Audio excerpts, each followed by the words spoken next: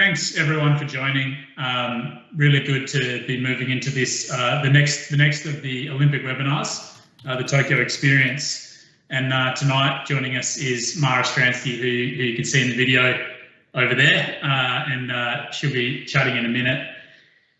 Just going through a little bit of, I guess, my journey with Mara, and I've been really privileged and lucky to have met Mara back in 2015 up in central Queensland in Yeppoon, and met Mara at a Queensland Youth Week, which is a pathways event up in Queensland.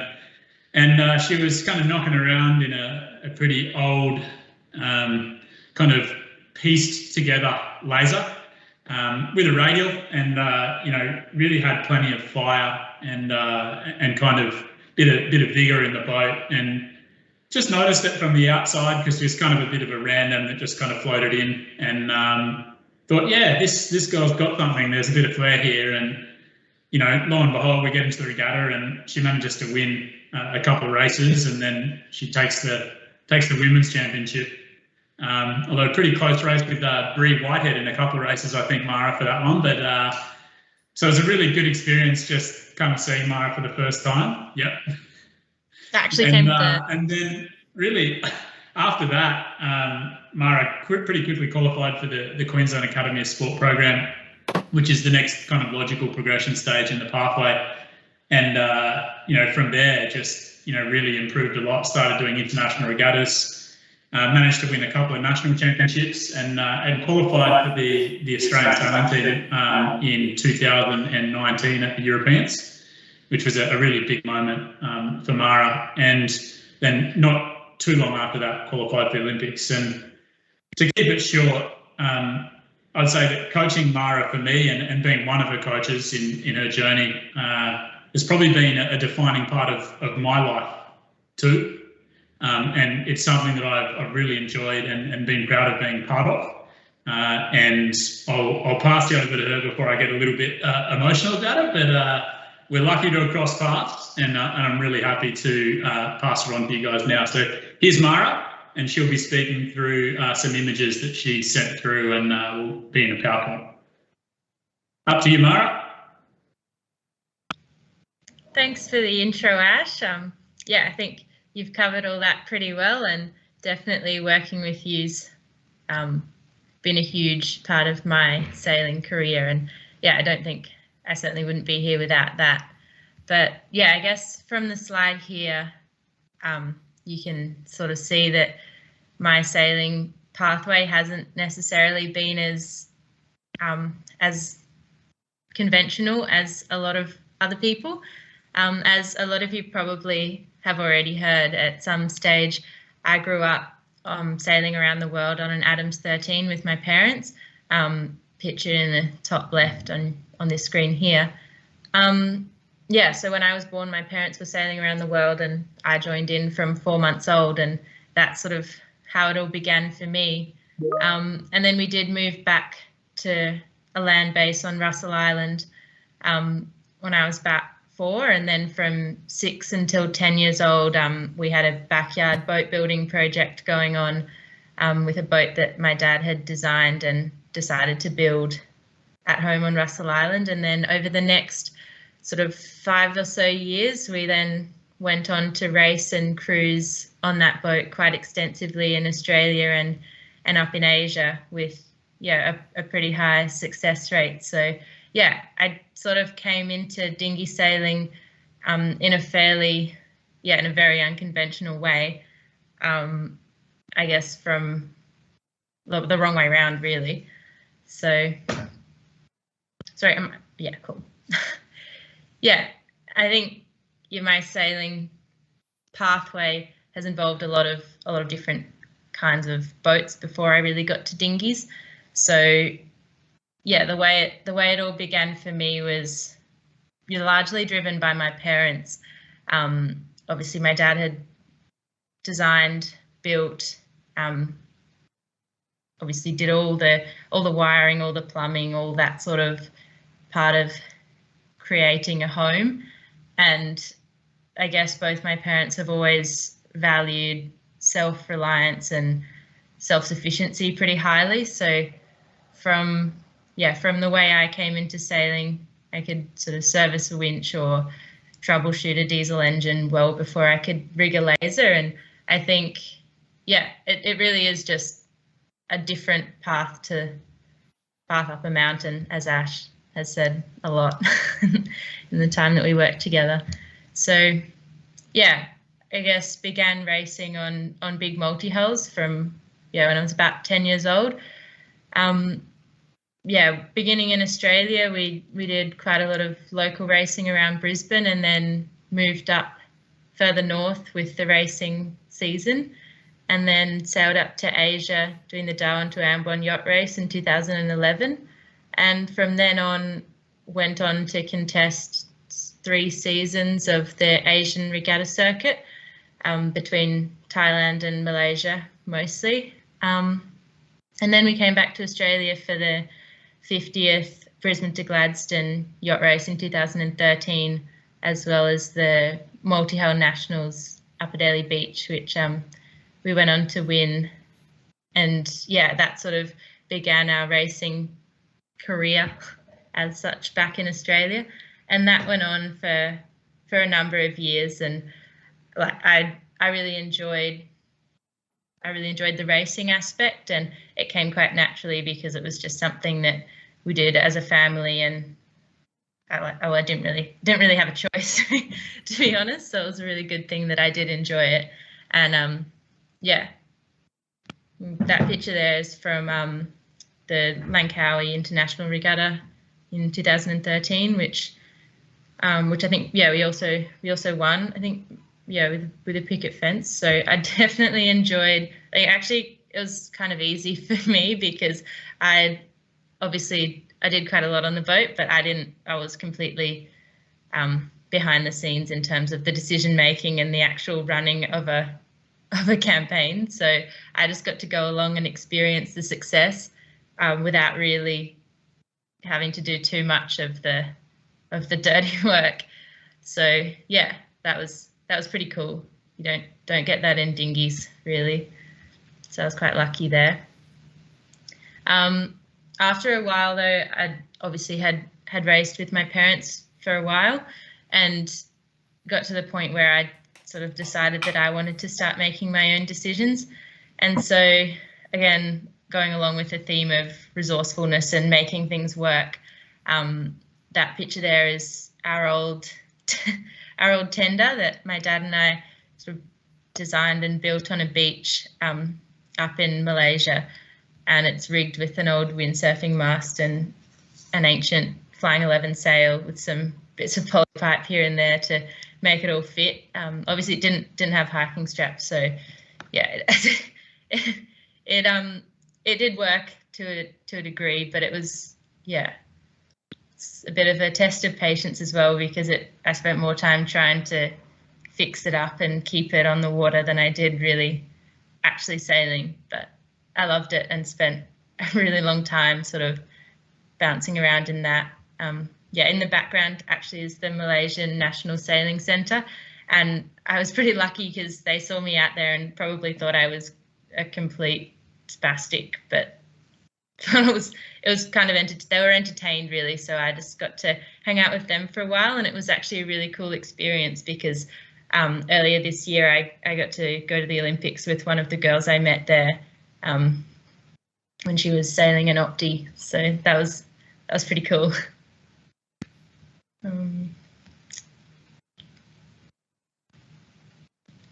I guess this is just another example of the different approach that I came into sailing dinghies with. It is a clip from when I decided to sail from Southport to Tangaluma around the outside of Stradbroke and Moreton.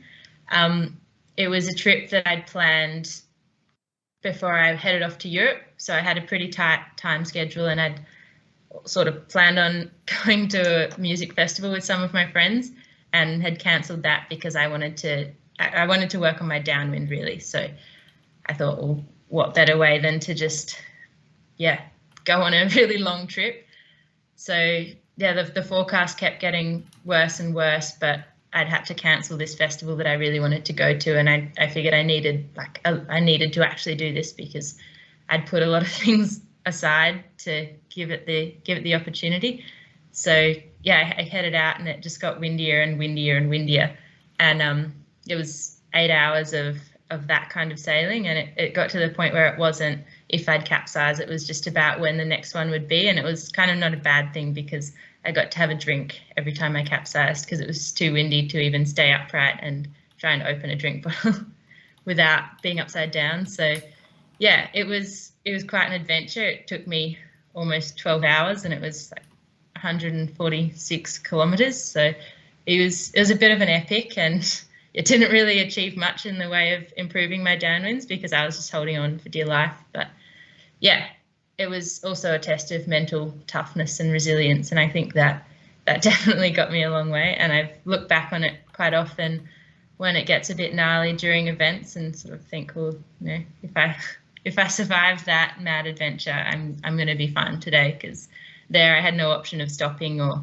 getting rescued or anything like that. So it was just down to me and the skills that I had at the time, which weren't really that extensive, but did get me around the islands. So yeah. And I think I like this picture because it's of the QAS Laser Team in Devonport at the Nationals in 2019-20. And at that time, like I was having a bit of a difficult patch in laser sailing. I'd not had a very good season in 2018 overseas, and I'd not re-qualified for any national program squads. But yeah, coming home to this group of people was just like, I think, what kept me in sailing, because it's just such a welcoming and supportive group that I genuinely couldn't wait to go training every day with them. And yeah, having the camaraderie and the group of like-minded people around was what sort of got me back in the boat and fired up my drive to improve again and to get to a level where I could continue to do what I wanted to do. And yeah, I was super lucky to have such a supportive group around me. And I think this year was Queensland's best performance at a nationals in quite a long time. And yeah, I was really, really proud to be a part of that and share it with these guys.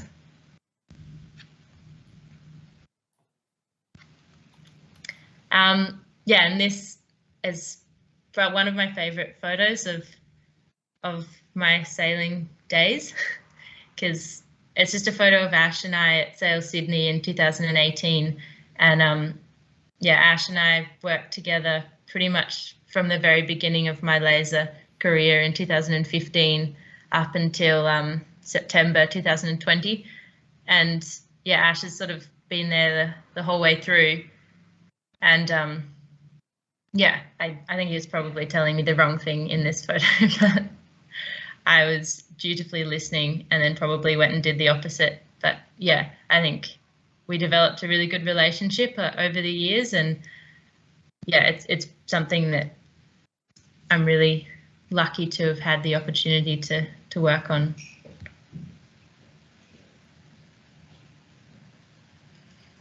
This is a picture from Sail Melbourne in 2020, which was one of the last times that I'd raced an international fleet. It feels like a really long time ago, but it was also a really nice moment when things finally started to see things coming together, because as everyone who's ever sailed ever knows, it's not really like, improvement isn't linear at all. It's much more like a staircase. Like sometimes you're just going for ages, not really feeling like you're getting very far, and then all of a sudden you just make that step up and things feel different. And I think this was one of those moments for me. And yeah, in the background there's the Rio gold and silver medalists, and it was pretty cool for me to lead them around the top mark. I'm pretty sure they passed me after that, but got the picture. And immediately after that, or before that, anyway, around the same time, Ash and I pictured here after defending the national title in Melbourne. And yeah, it at the time was sort of, yeah, one of our last events together, but yeah, a pretty good one and a really good memory. Yeah, and obviously international competition is what laser, like Olympic sailing, is all about. This is actually in Enoshima, one of the first times I actually sailed there. Had a pretty up and down time, to be honest, but it's just the process of piecing it all together that I find most rewarding about sailing.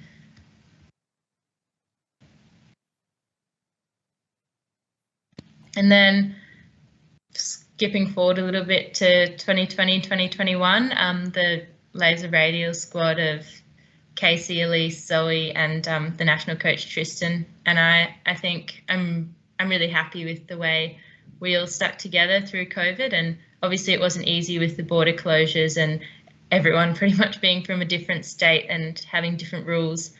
But I think as a squad we did really well to stick together and commit to just being in the same place at the same time, and yeah, just utilising each other's strengths and trying to improve on the weaknesses together as a squad. And yeah, I think sticking together through COVID was one of the best things we could have done. And this is from one of our last camps up in Cairns, and I think, yeah, it describes the group pretty well.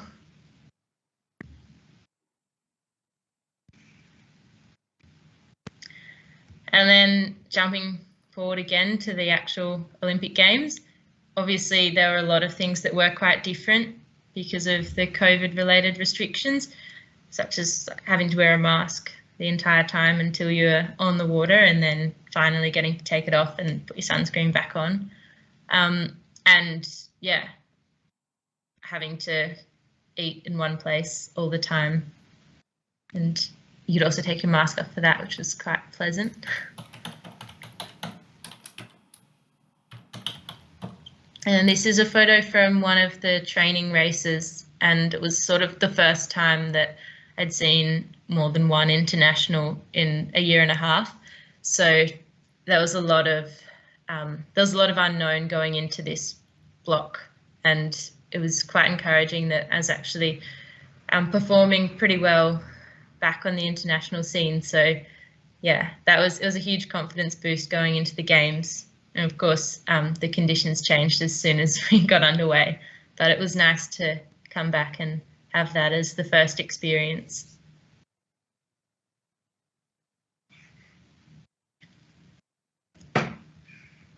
Obviously, the Olympic Games are, I guess, a pinnacle event for sailors and coaches. And for both Tristan and I, it was the first time that we'd been back in the actual environment that we compete in a really long time. And yeah, it was a pretty cool experience. And I think we both learnt a huge amount from getting to go through all that together. And yeah, there was some big highs and some big lows, and I think I'm pretty proud of how we handled those there on the water in Tokyo.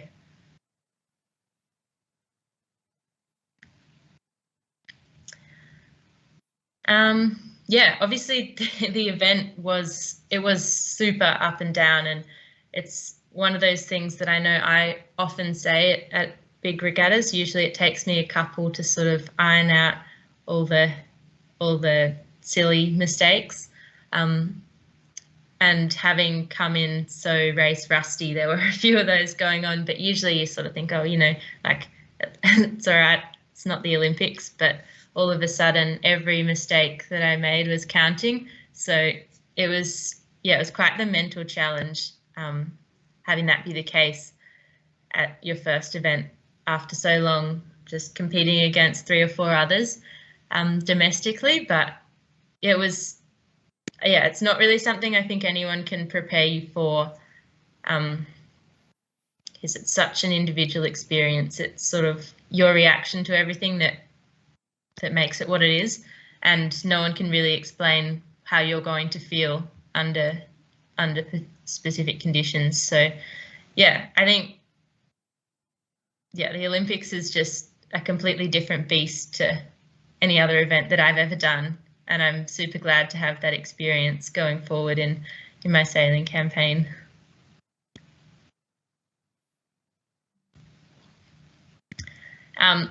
Apparently this photo is good because I look determined.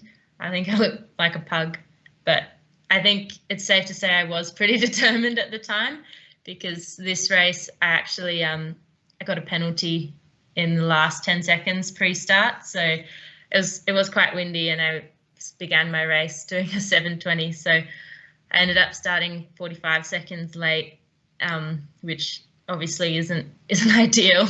Lost my hat doing the spins, and it was all like I could see the fleet, but they were a seriously long way in front. And yeah, I think the only thing that pulled me back from 44th by a severely large margin was like pure determination. I ended up finishing 19th. It was, yeah, in a way, I've never been more calm during a race because I had literally nothing to lose and a lot to gain.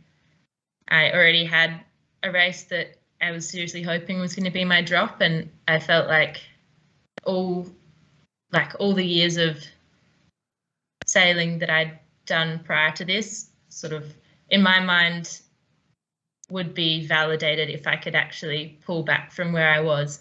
So I definitely was determined, and I'm glad that that's what it looks like to some people, because I originally, when I saw the photo, it was like, oh my God, I hope no one ever sees this.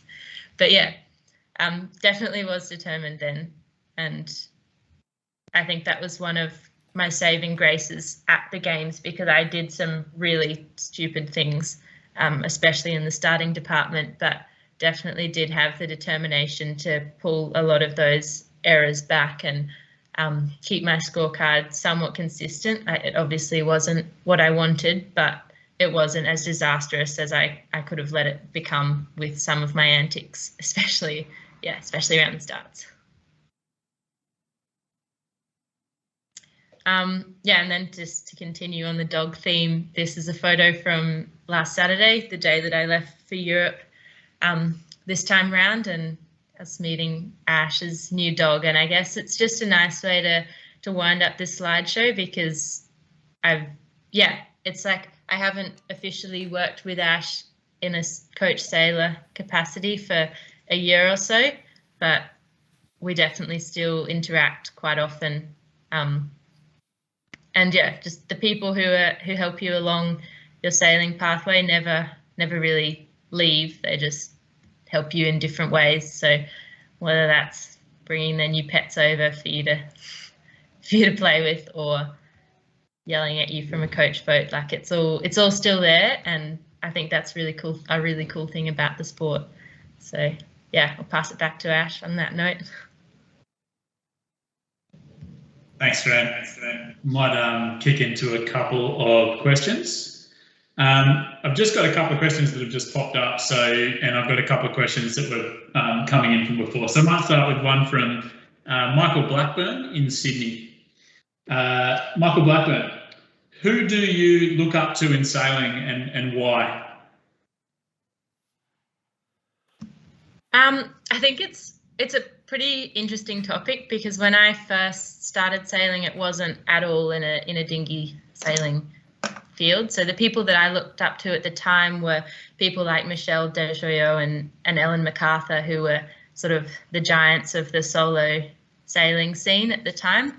And what I just found super cool about them was that obviously their form of sailing is super different to what I'm involved in now, but just the thorough self-reliance and resourcefulness, and the ability to stick to one single pursuit that's obviously pretty grueling for months at the time, I found super inspiring. As well as I also really enjoyed Ellen MacArthur's transition to promoting the concept of a circular economy based on her experiences as a solo sailor, that really emphasized how finite the resources, any sort of resources, really are. And I think it just goes to show how broad a field sailing acquired knowledge and skills can really translate to. And I find that pretty cool because it's one of the most awesome parts of our sport. I guess as far as dinghy sailing goes, my first proper hero probably was Tom Slingsby. Just his domination of the sport was pretty amazing. And yeah, I think that's probably one of the people that I was sort of looking up to when I first got into lasers. And now obviously I'm surrounded by a lot of pretty amazing sailors. So even this week I'll be coached by Matt Wern, who obviously recently won a gold medal in a pretty impressive way in Tokyo. But yeah, I think on that question, there's things in pretty much everyone you'll ever sail with that you can look up to. I'd say most people in the radial fleet at the moment have certain skills and qualities that I aspire to pick up on a little bit. All my training partners, definitely. Yeah, pretty much everyone I've ever sailed with, I've learnt something from, and another reason to do as much sailing in as many different classes as you can, just to build that base. Thanks, Fran. The next question is from Frances Beattie from RQYS. She asks, how do you train when your best training partners, both Australian and international, don't live near you? Yeah, I think it's a really good question, and it's something that I asked myself a lot in the very beginning of my time in the laser, because I didn't even know who the best in the world were. I literally had no clue about most things. And the way that I sort of went about that was just going through the things that I could do without anyone around. And at the time, I realized that I was a seriously long way from the top anyway. So I'd just take myself out and set pretty high standards for myself. I remember one particular day we were out in Skip Point on our catamaran, and I took myself out and decided that I wasn't coming back until I'd done 10 perfect tacks in a row. And I'm sure they were far from perfect because I was bouncing around in my full rig in about 15 knots. But yeah, I think just being honest with yourself and where you're at is super important. And now we're really lucky. There's a lot of sailing footage available that, yeah, it's not too hard to get your hands on. And yeah, I think everybody's style is different, but if you can sort of see how the rig and the hull move through the water and how that's good, you can then spend a really long time by yourself trying to emulate that in your own way. Yeah, obviously trying to get to other people is also a pretty good idea, but obviously that's not always possible. And yeah, there's a lot that you can do by yourself, yeah, on and off the water, that will really help when you do eventually get to meet up with other people. Thanks, Fran. The next one is another one that I've collected just beforehand. Do you have an interest in professional sailing? If so, what does that look like for you? Yeah, I think definitely do have an interest in professional sailing, and I don't think I want to try and pursue that too much until I've achieved what I've set out to in Olympic sailing. And not to say that I wouldn't engage in some at a sort of more manageable level while I'm still sailing, but I think I would really like to do a Volvo Ocean race. Obviously, going fast is pretty hard to resist, so and also having more of a multi-hull background, I'm always keen to get on anything that's going fast, and I think there's a lot of opportunities opening up, yeah, in Australia and internationally that could be a possibility. But I think, yeah, like there's so many avenues, and ideally I'd like to sort of get through as many as I can, but yeah, all in good time. Good answer. Lasers are fast, right? This one's from Jeffrey Loosemore at Middle Harbour Amateurs Sailing Club in Sydney. He said that I saw that Zoe has been doing great in some of the recent regattas in Europe. Are you, Zoe, and the Australian girls Radial team the upcoming dominant force in lasers, taking over from the Europeans? What do you think, Mara? Yeah, he's absolutely right, as usual.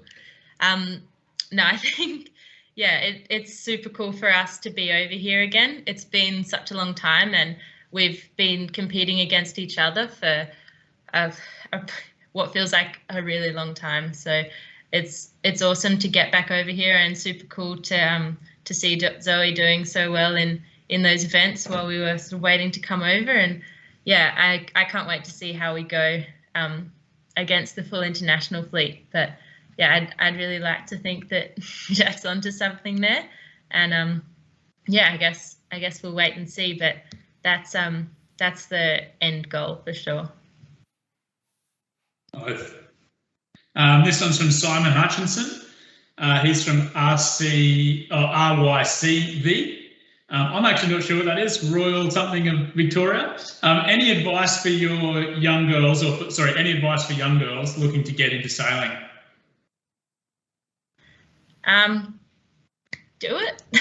No, yeah, I think it was a bit organic for me when I came into sailing, because it's just what my family did. But it is definitely different as a young girl. I remember, obviously, I did a lot of racing with bigger crews, and I was usually the only girl and always the only person under 12. So it's really easy to be overlooked, and that used to frustrate me no end. But at the same time, also really gave me a lot of determination to sort of prove my worth.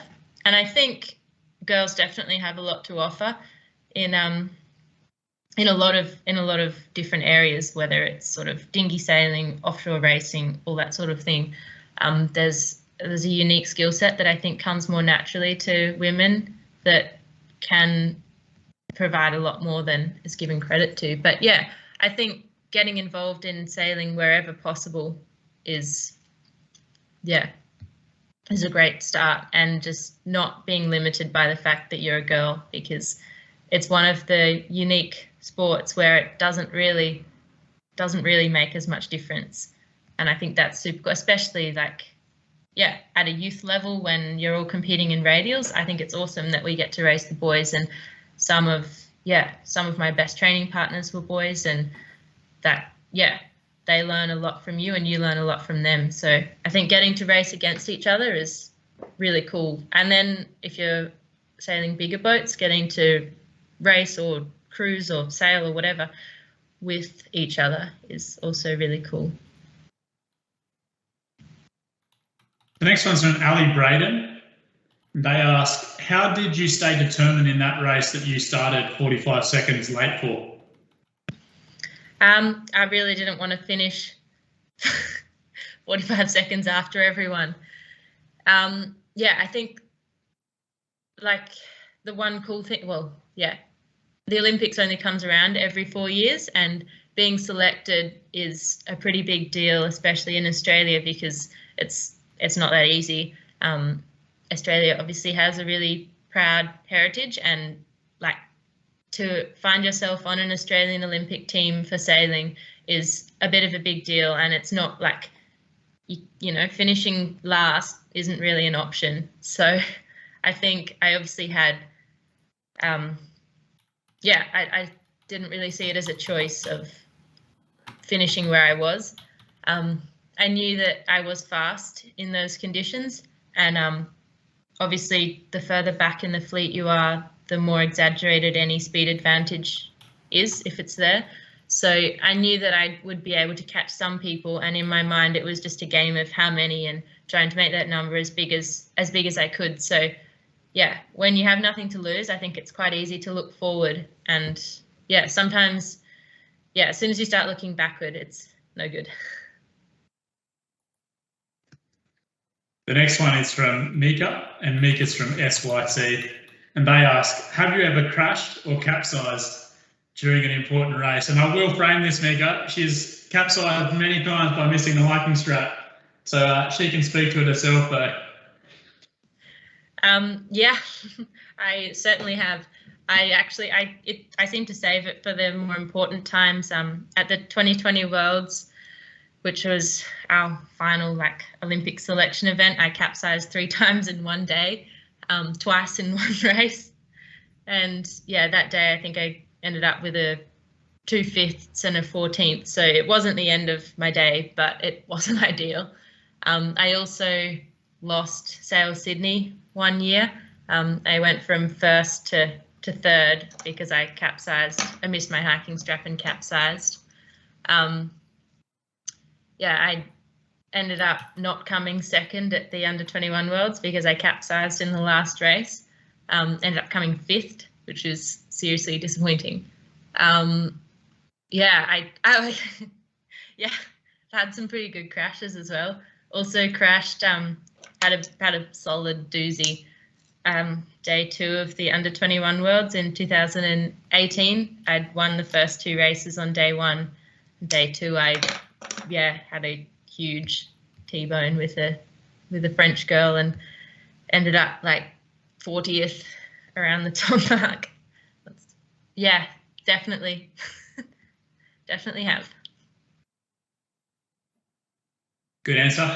On to Stephen Fankhauser from Chelsea Yacht Club. 2 questions. Did your early unconventional sailing give you confidence to explore your sailing skills? So let's answer that one first, and then we can crack into number 2. Yeah, I think definitely it did, and having I guess a different perspective on sailing it just kept things really interesting for me, because the things that were focused on, I found by a lot of the sort of youth programs, were things that I'd never really come across before. And some of the things that weren't focused on, that I already had a background in, I think helped to accelerate my learning in those other areas. Yeah, it definitely left me with I never really fit into the boxes.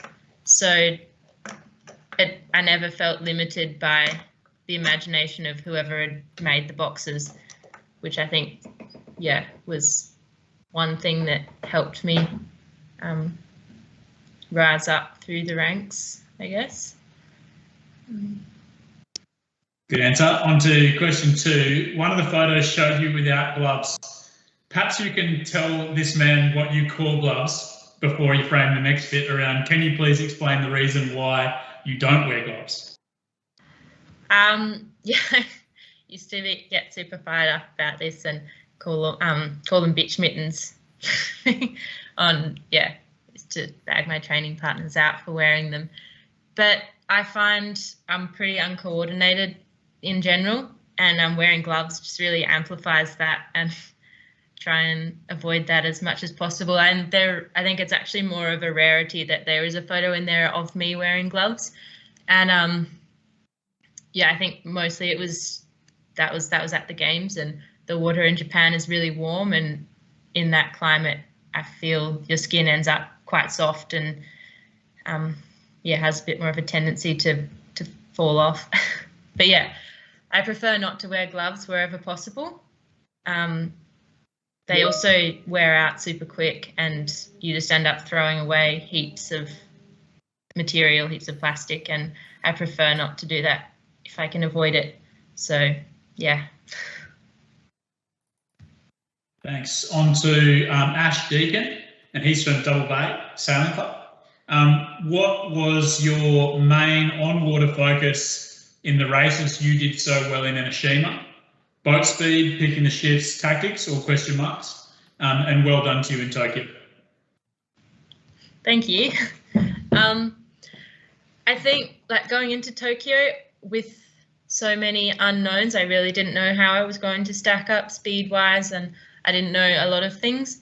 But happily, the pre-training that we did do was all in the light the onshore light to moderate condition that we had on the final day. So I think that day I actually did know where I stood speed-wise, and I knew that I was quite fast.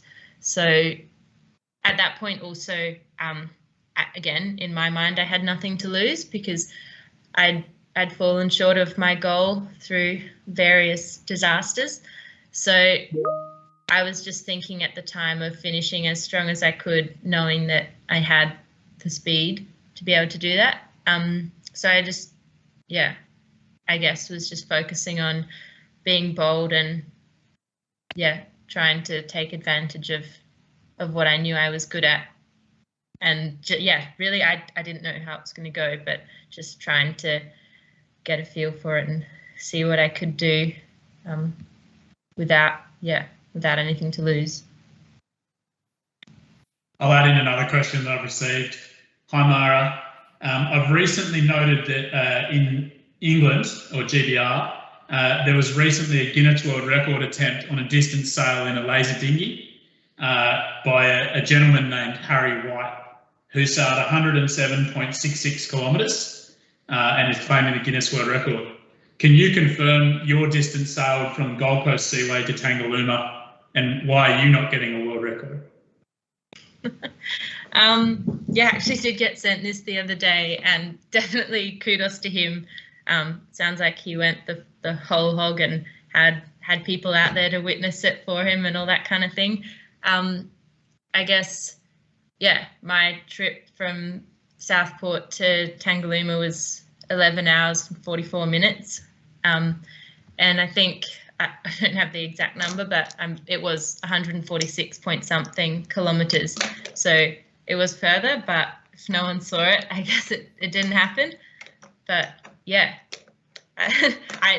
you confirm that you have GPS data? Sorry? Can you confirm that you have GPS data? Yeah, I'm sure I can find it on my Strava.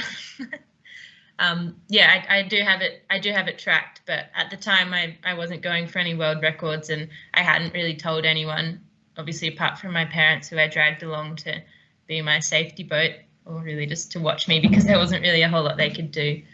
I was just a kid trying to get better at sailing downwind, just battling my way around, really. Seems like maybe the sailing community shouldn't underestimate young women, eh? Always a bad idea. Yep. On to the next one from Steve at Cleveland Yacht Club. Well done on winning your first international race and your final race at the Olympics. Your downwind sailing in particular seemed to improve a lot over the Olympic campaign. How did you manage to learn about downwind sailing during the campaign itself? Sail from Southport to Tangaluma.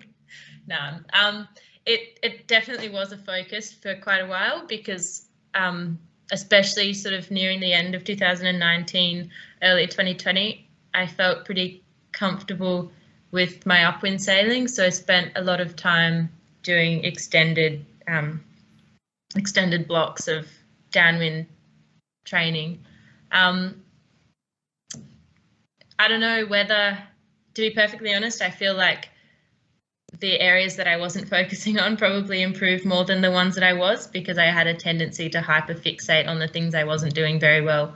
But I think having a good image in your mind of what it is that you want to achieve is super important.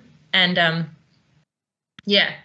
just leaving it to sort of marinate in the back of your mind. And then when you come back to it, I often find that it's come a long way. Just if you're going about your sailing in general, you come back to the thing that's been bothering you, it's often much improved without necessarily nailing down into it too hard. But thank you as well. This one's from Greg Camp and Jan Camp from Royal Queensland Yacht Squadron. Where and what regattas will you be competing at in the following months? I'm competing at the ILCA 6 European Championships in Varna, Portugal, in about 4 or 5 days' time. After that, I'm just training in Europe with some European training partners, until the Worlds in Oman in late November, early December. So yeah, it's quite a big trip for just 2 events, but at the moment with COVID times, it seems the most efficient way of going about getting better quickly. And share with the crowd where you get to go in between the events. Once the Euros are over, we're heading to Lake Garda for a week or so as a bit of a fitness block. And then after that, heading to Spain to train, hopefully. Obviously, plans can and probably will change quite a lot with various restrictions and whatnot. But that's the plan at this stage, and yeah, pretty excited to get on with that. Cool. This one's from Graham Jennings, and Graham's from Middle Harbour Amateur Sailing Club as well. What's been the biggest challenge sailing a lazy dinghy at the high standard that you are now sailing?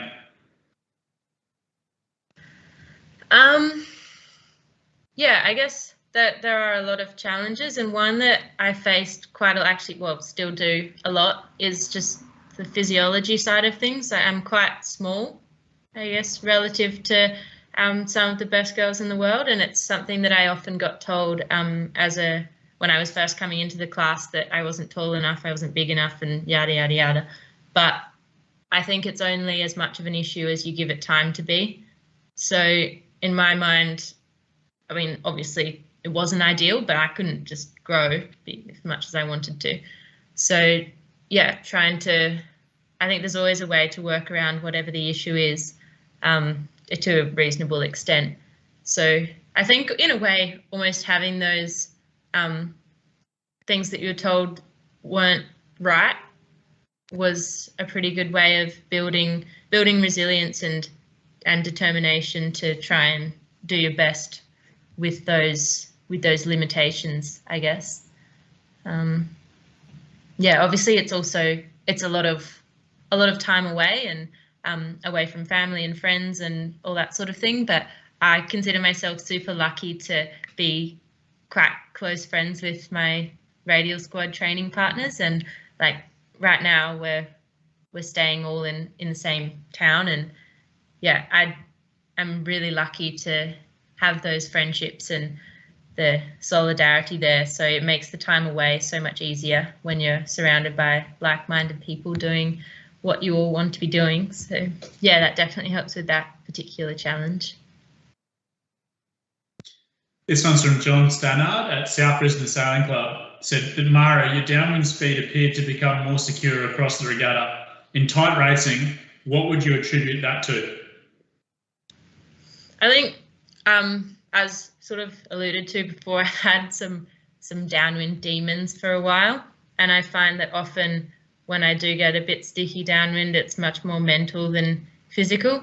So I think just picking a single thing to focus on was what I was doing at the games, whether that be to just make sure I always had leeward heel to upturn or something. It was always something really simple, but just bringing the focus back to something physical, and then just, I guess, envisaging where you wanted the boat to be and trying to get it there, rather than getting yourself into a downward spiral of self-doubt and negative self-talk, which I think is probably what was going on when you saw the unstable downwind performances.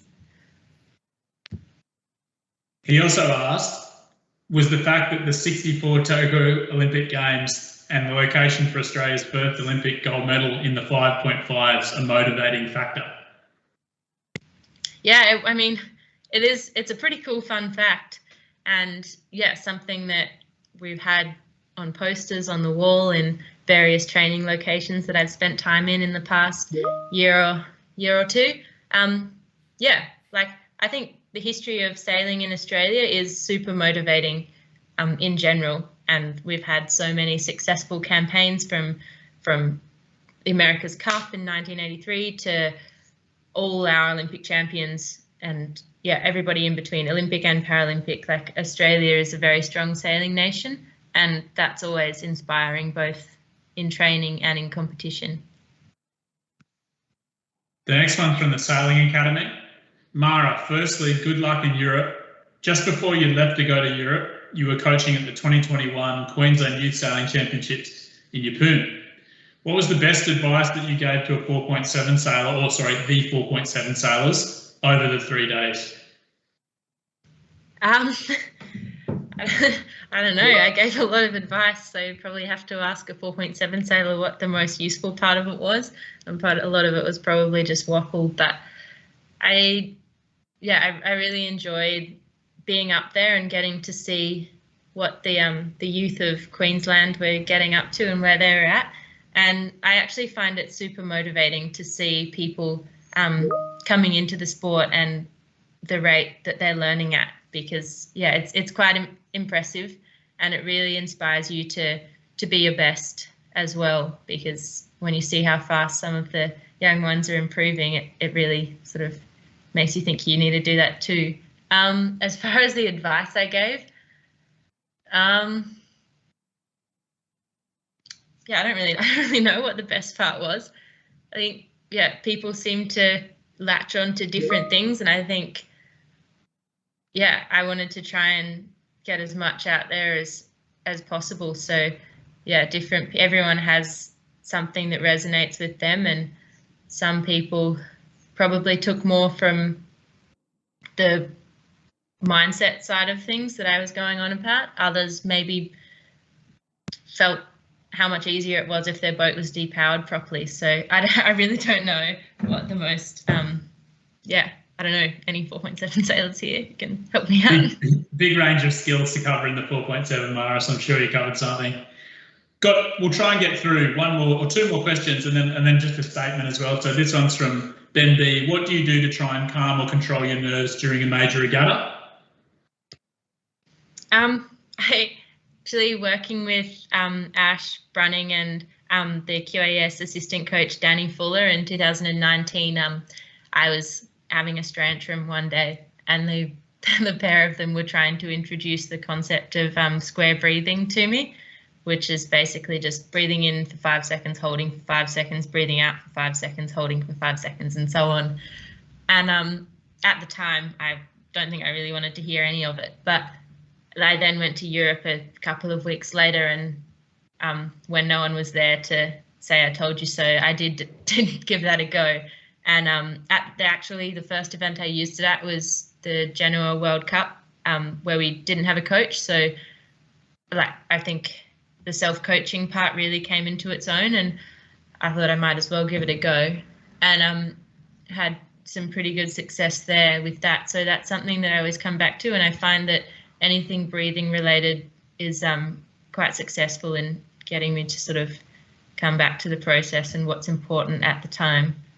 But I don't think I was supposed to tell Ash that. Now he's going to be all smug. Good for something. This one's from Simon. It's more of a statement. He says, thank you so much for doing this event, Mara. I completely agree. You've just got to get into it. You're an inspiration for my young 9-year-old daughter as she goes into a TACA sailing program later this year, and then Green Fleet in 2022. She loves sailing, and one of her favourite drills is capsize training. Sounds like she'll need it if she gets into racing. So nice warm finish. And then the other one was from the Thwaite family, Arnie Thwaite, and she said thank you for passing on I'm assuming your Olympic socks. I hope they weren't too stinky, Mara, for the Quioto, which is the Queensland Optimist State Championships in Keppel Bay recently. So thank you, Arnie Thwaite and family. The final question to close out with 3 minutes to go is, 1 second, I'll just open it up. What was a memorable part of your journey to the Olympics and at the Olympics itself? And then we'll close out. I think getting to reflect was one of the only things that actually made quarantine not awful. And one of the most memorable parts, I think, is just getting to do what I'm doing with, as I said before, like-minded people. I remember after the first day of international competition ever, one of my teammates, Zoe Thompson, and I were sitting in the change room in Medemblik, and we were just like, oh man, this is seriously hard. This is so hard. The people who are good at this are just so much better than we are. And yeah, it was a bit of a reality slap for us. And going over the last couple of years, I've been super lucky to have such a strong squad. We've definitely had some ups and some downs and some tough times together, but I'm super grateful to have formed such strong friendships with those people and to continue to train and race with them today. So I think just, yeah, getting to travel the world with people like that is pretty cool. And then probably at the games, I guess a bit of a coming back to that moment in the Medemblik change rooms where at the time Marit Bouwmeester was the reigning Olympic and not yet, but soon to be world champion, and obviously the hometown hero at that yacht club. And to us, she was a bit of a god, really. And yeah, coming into Tokyo, I think probably the most memorable part of that was getting to train with her in the pre-regatta training. Yeah, like doing well in a race or in a couple of races is one thing, but it's quite instantaneous. Like it's there and then it's gone again. But getting recognised for your ability to provide in a training environment is much more of a boost, I think. And yeah, to me, that was probably the most memorable part of the Tokyo experience, even though it wasn't during the event itself. But yeah, yeah. Thanks, Stran. The final one here, Ash Deacon just saying, well done, Mara. Thanks for doing us proud. And I think we can close out on that note. So another one from Ben B. All the best in Europe, Mara. Really appreciate your time. Cheers, Ben. Lots of great messages coming in. James Mitchell, same thing. Look forward to seeing you in Australia again. Good luck in Europe. So lots of messages coming through. Thank you, everyone, very much for joining us tonight. We appreciate your time.